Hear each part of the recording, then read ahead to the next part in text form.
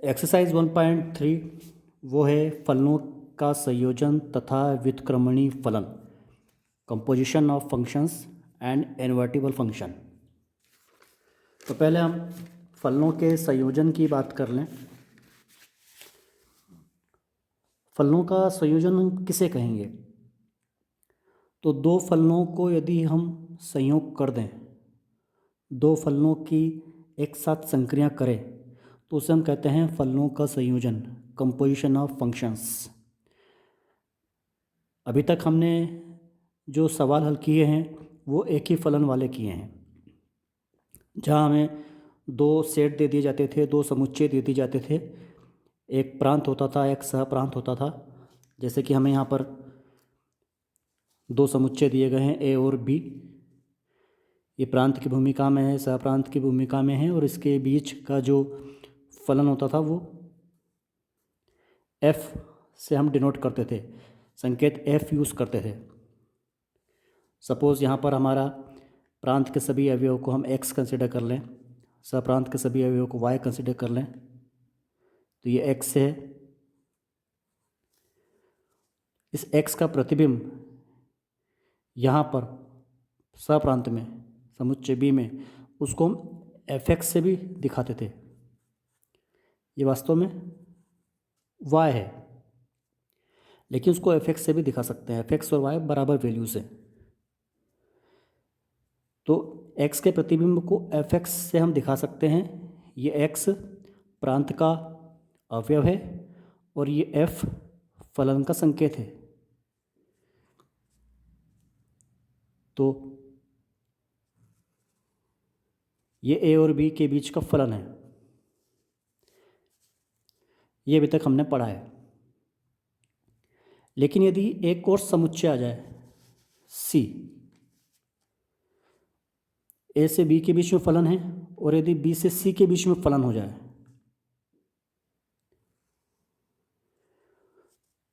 और उसको हमने नाम दे दिया फलन का जी, चूँकि संकेत एफ हम एक बार उपयोग कर चुके हैं, इसलिए दूसरे फलन का संकेत हमने जी उपयोग में लाए हैं।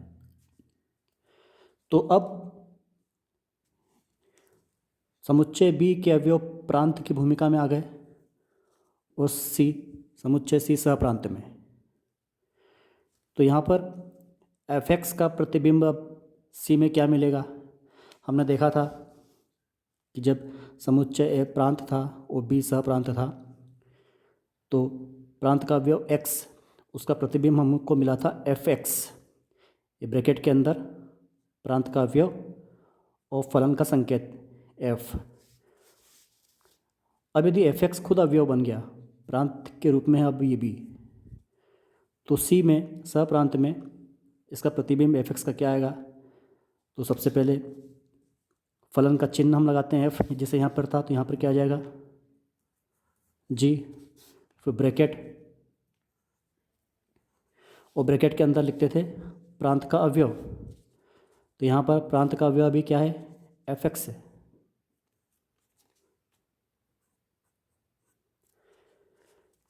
तो ये हो गया एफ एक्स का प्रतिबिंब जी एफ एक्स। जहाँ पर हमें पता है कि एफ एक्स वाई के बराबर है, तो इसको हम जी वाई भी लिख सकते हैं। तो ए से बी का फलन और बी से सी का फलन, यहाँ पर फलन एफ है, यहाँ पर फलन जी है। तो यदि हम सीधे ए से सी के बीच में बात करें,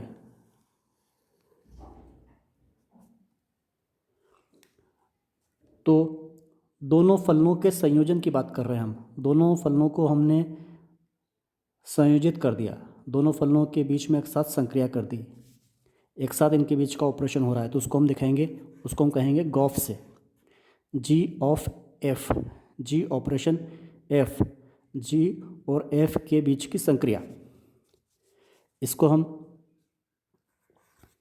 जी ऑफ एफ एक्स भी दर्शा सकते हैं गॉफ को। यहाँ पर जो बाद में लिखा हुआ एफ, ये प्रांत के रूप में काम करेगा, और जी उसके प्रतिबिंब के रूप में। एफ प्रांत के अवयव इसमें आएंगे और इसके प्रतिबिंब हमें यहाँ पे जी में मिलेंगे। फलन जी में मिलेंगे। जैसे कि अभी हम बात कर रहे हैं फलन f की, तो ये फलन f था a से b में, तो ये प्रांत के अवयव x थे।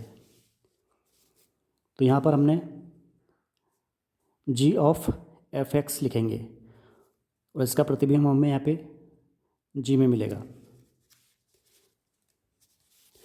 g ऑफ fx को g ब्रैकेट में fx भी लिख सकते हैं। तो ये तीनों बात एक ही होगी, g ओ f गॉफ g ऑफ fx और g ब्रैकेट में fx, ये एक ही बात है। तो a से c में हम गए तो उसको गॉफ कहेंगे, लेकिन यदि c से a में आए तो फिर उसको हम फॉक कहेंगे।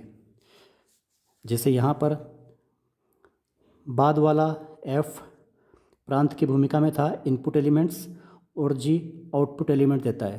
ये प्रांत के अवयव इसमें आएंगे और इस g में सह प्रांत के अवयव आएंगे।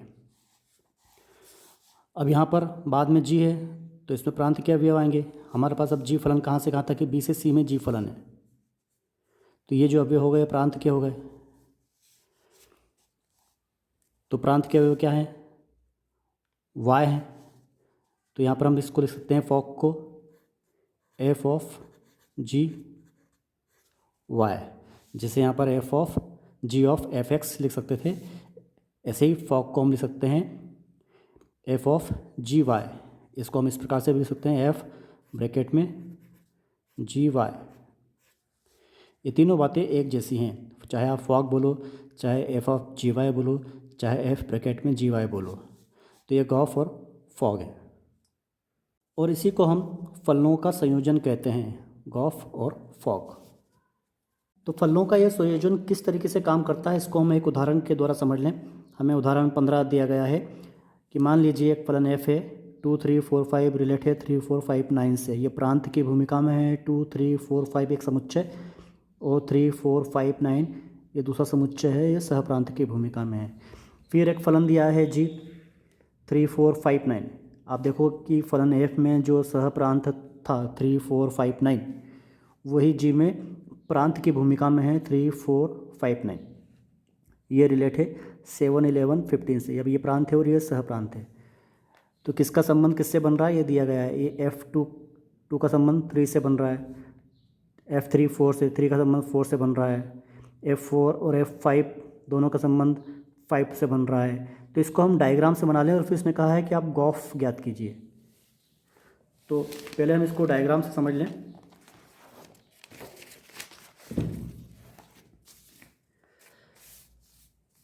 तो जो हमें फंक्शन दिया गया था f, पहला फलन था f और उसके अवयव थे 2 3 4 5, रिलेट था 3 4 5 9 से। ये प्रांत था, ये सप्रांत था। तो हमने लिख दिया पहला समुच्चय ये प्रांत है, दूसरा समुच्चय सप्रांत है। यहाँ 2 3 4 5 और सप्रांत के अवयव 3 4 5 9। फिर जैसा उसने कहा था कि f2 ये रिलेट है 3 से, तो 2 रिलेट हो गया 3 से। f3 रिलेटेड 4 से, तो 3 का संबंध हो गया 4 से। f4 का संबंध 5 से और f5 का संबंध भी 5 से, तो ये 4 ये भी 5 से रिलेट हो गया और ये 5 ये भी 5 से रिलेट हो गया। इसको हमने एरो डायग्राम से दिखा दिया। अब यही जो सप्रांत था अब ये बन गया प्रांत फलन जी में। आप देखें यहाँ पे वही 3 4 5 9 से स्टार्ट हो रहा है। और दूसरा समुच्चय है 7 11 15, वो हमने यहाँ पे लिख दिया 7 11 15। तो इसके बीच पे संबंध है फलन जी। तो G3 किससे रिलेटेड 7 से, तो G3 7 से रिलेट हो गया। G4 भी 7 से रिलेटेड है, तो G4 7 से रिलेट हो गया। G5 और G9 11 से है रिलेटेड, G5 और 9 ये दोनों 11 से रिलेट हो गए। तो उसने कहा है कि आप गॉफ ज्ञात कीजिए। ये हमें दिया गया था कि f2 रिलेट है 3 से, हमने दिखा दिया। 3 रिलेट है 4 से, 4 और 5 रिलेट है 5 से। यहाँ पे G में 3 और 4 रिलेट है 7 से और 5 और 9 रिलेट है 11 से, 5 और 9 रिलेट है 11 से। तो गॉफ ज्ञात करना है। तो हमने इसके पहले देखा था कि गॉफ जी ऑफ एफ को हम जी ऑफ एफ एक्स भी लिख सकते हैं, और इसको हम जी ब्रैकेट में एफ एक्स भी लिख सकते हैं। तो जी ब्रैकेट में एफ। अब प्रांत के अवयव, पहला अवयव क्या है 2, तो एक्स की जगह लिख दिया हमने 2। तो ब्रैकेट में क्या लिखा गया, ये F2। F2 का मान दिया गया है कितना, 3। तो इस F2 की जगह रख दे 3। तो इस F2 की जगह हमने रख दिया 3। तो जी ब्रैकेट में आ गया 3। G3 की वैल्यू भी दी गई है। जी ब्रैकेट में 3 की वैल्यू दी गई है। ये किससे संबंधित है, 7 से। ये G3 7 से संबंधित है। G3 7 से संबंधित है। तो यहाँ पे G3 की जगह क्या लिख दें, 7। ये हो गया 2 के लिए गॉफ की वैल्यू 7। अब हम बात करें 3 के लिए गॉफ, तो G of F X, G F X, G F की जगह लिख दें, एक्स की जगह 3 लिख दिया। अब F3 की वैल्यू हमें दी गई है 4। ये 3 संबंधित है 4 से। तो इस F3 की जगह हम 4 लिख दें, तो G4 हो गया। G4 की वैल्यू दी गई है, वो किसके बराबर है, 7 के। ये 4 7 से रिलेटेड है फलन जी में, यहाँ पर आ गया 7। फिर 4 की बात करें तो यहाँ पर x की जगह 4 रख दें, तो G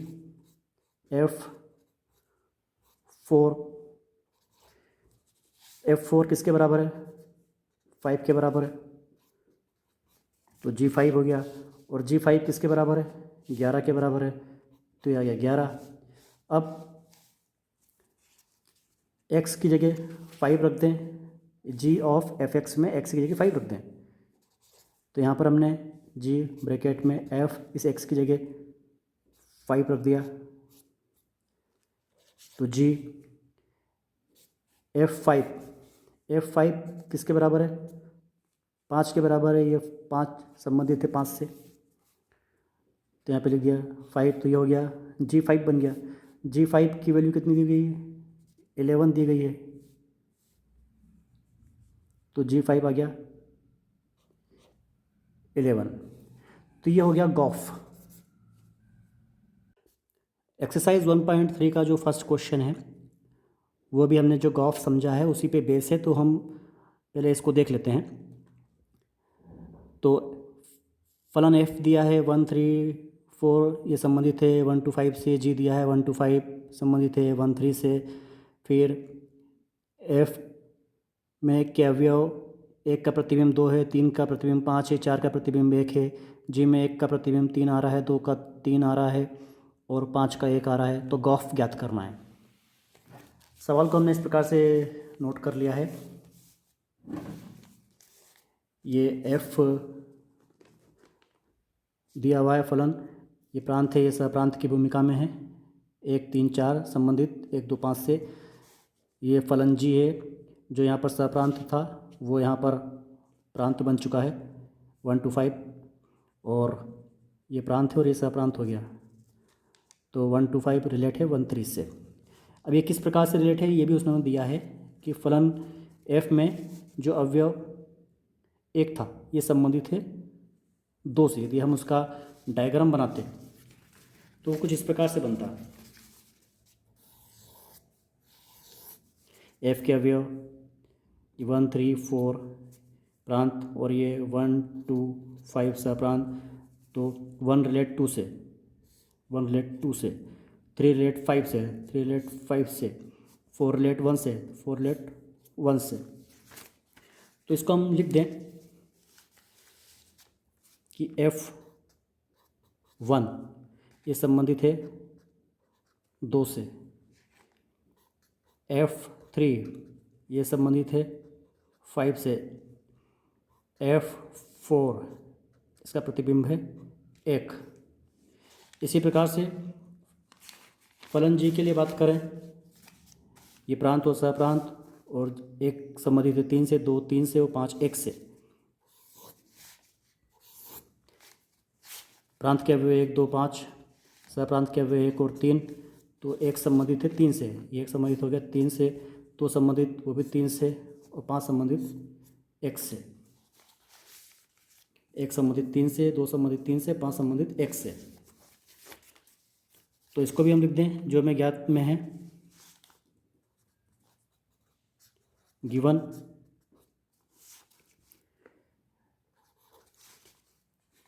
G1 इसका प्रतिबिंब है 3, तो G1 का प्रतिबिंब 3, G2 का प्रतिबिंब वो भी 3, और G5 का प्रतिबिंब 1, ये हमने लिख दिया। 1 का प्रतिबिंब 3, 2 का प्रतिबिंब भी 3, 5 का प्रतिबिंब 1। यहाँ पे फलन G काम कर रहा था और यहाँ पे फलन F काम कर रहा है। तो हमें ज्ञात करना है गॉफ। हमको पता है ये गॉफ को हम G ऑफ Fx भी लिख सकते हैं, और इसको हम G ब्रैकेट में Fx ऐसा भी लिख सकते हैं। तो G ब्रैकेट में Fx की वैल्यूज़, फलन F में जो प्रांत था वो आ जाएंगी 1 3 और 4। तो x की जगह पहले हमने रखा 1, F1 की वैल्यू कितनी दी है, F1 संबंधित है 2 से, F1 की वैल्यू है 2, तो ये बन गया G2। G2 की वैल्यू कितनी है, 3 दी है, G2 संबंधित है 3 से, तो ये हो गया 3। तो जब हमने 1 रखा तो x की जगह 1 रखा तो उसका मान आ गया फाइनली 3। फिर G of Fx, G Fx, अब हमने x की जगह फलन F के प्रांत 3 को रखा, प्रांत के अवयव 3 को रखा, तो ब्रैकेट में हो गया F3। F3 का मान कितना है, 5 है, तो यहाँ पे रख दिया 5। ये बन गया G5 का मान है 1, तो ये हो गया 1। जब हमने x की जगह 3 रखा तो हमारा आंसर आया 1। फिर G ऑफ Fx, तो G ब्रैकेट में F ब्रैकेट में x, तो G F, अब इस x की जगह फलन F का जो प्रांत है उसका ये आखिरी अवयव 4, वो 4 रखा हमने, तो ब्रैकेट में F4 की वैल्यू कितनी है 1, तो G1 हो गया। G1 की वैल्यू कितनी है 3, तो यहाँ पर हो गया 3।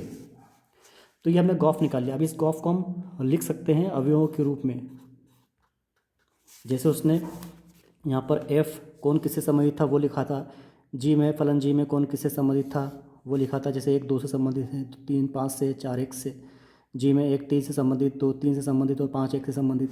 ऐसे ही फलनों का जो संयोजन है गॉफ, इसमें कौन किससे संबंधित हुआ ये भी हम लिख सकते हैं। तो हम लिख दें, ये हमारा उत्तर भी हो जाएगा फाइनल। तो जब हमने x की जगह 1 रखा था तो वो किससे संबंधित हो गया था 3 से, तो 1 3।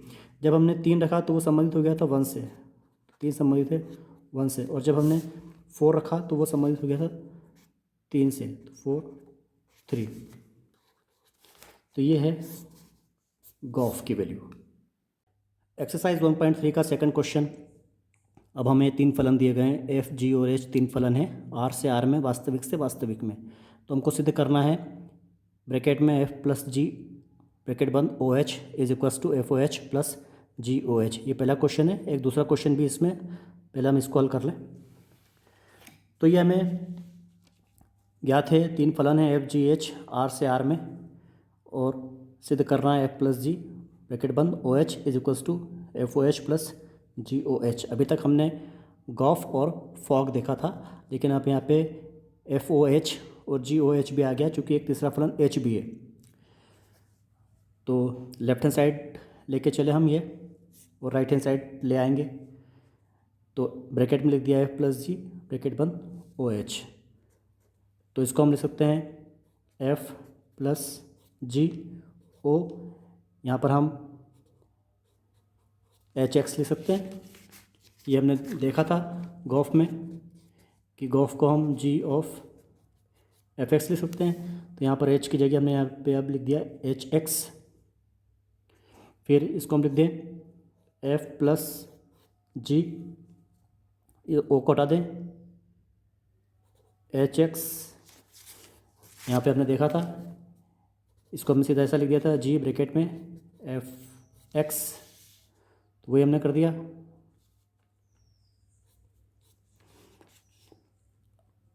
अब हम यहाँ पर इस एच एक्स का एफ और जी दोनों में गुणा कर देंगे, तो हो जाएगा एफ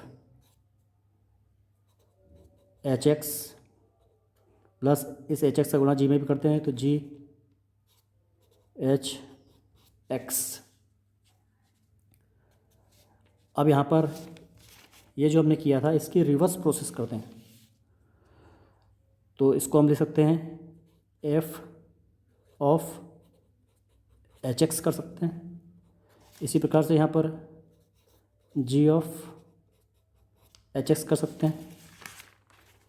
जब जी ऑफ एफ एक्स को जी ब्रैकेट में एफ एक्स लिख सकते हैं तो जी एफ एक्स को जी ऑफ एफ एक्स लिख सकते हैं, ऐसा उल्टा जाए तो ये लिख देंगे, वही हमने किया। फिर गॉफ को हमने ये लिखा था तो इसको हम ये लिख सकते हैं, गॉफ लिख सकते हैं। अब हम उल्टा जा रहे हैं तो एफ ऑफ एच एक्स को हमने लिख दिया एफ ऑफ एच, इस एक्स को हटा सकते हैं, plus g of h x की जगह इस एक्स को हटा दिया हमने, तो ये हो गया एच, और यही तो हमें सिद्ध करना था, हैंस प्रूव्ड। अब इसी क्वेश्चन का जो सेकंड पार्ट हमें दिया था, अब हम उसको हल कर लेते हैं। वो हमें दिया है ब्रैकेट में एफ इंटू जी ब्रैकेट बंद O H is equals to एक ब्रैकेट में एफ ओ एच इंटू दूसरे ब्रैकेट में जी ओ एच। तो लेफ्ट हैंड साइड हमने लिया ये bracket f into g bracket बंद ओ एच, तो इसको हम लिख सकते हैं ब्रैकेट में एफ इंटू जी और ओ एच के साथ में हमने एक्स लिख दिया। पिछले सवाल में हमने देखा था हम कर सकते हैं ऐसा। फिर इस ओ को हटा दें तो एफ इंटू जी और ब्रैकेट में ये हो गया एच एक्स। पिछले सवाल में हमने देखा है ये गॉफ को हम लिख सकते हैं जी ऑफ एफ एक्स, फिर इस ओ को हटा सकते हैं, जी ब्रैकेट में एफ एक्स लिख सकते हैं। वही हमने यहाँ क्या ओ हटाया है तो एक ब्रैकेट लगा दिया और एच एक्स लिख दिया। अब साहचर्य नियम जैसे हमने वहाँ पे इसके पहले वाले में किया था, इसका हम अंदर दोनों में गुणा कर सकते हैं, तो ये हो जाएगा एफ एच एक्स, फिर एच एक्स का गुणा जी में भी जी एच एक्स। अब जो प्रोसेस हम यहाँ से ऊपर से नीचे आने में की थी वही प्रोसेस हम नीचे से ऊपर धीरे धीरे करेंगे। तो यहाँ पर ऑफ लगा सकते हैं हम, तो F of h x into यहाँ पर जी ऑफ एच एक्स कर सकते हैं। फाइनली इस एक्स को हटा देंगे तो एफ ऑफ एच इंटू ये जी ऑफ एच ब्रैकेट में रख देंगे राइट हैंड साइड। यही तो हमें प्रूव करना था, हैंस प्रूव्ड।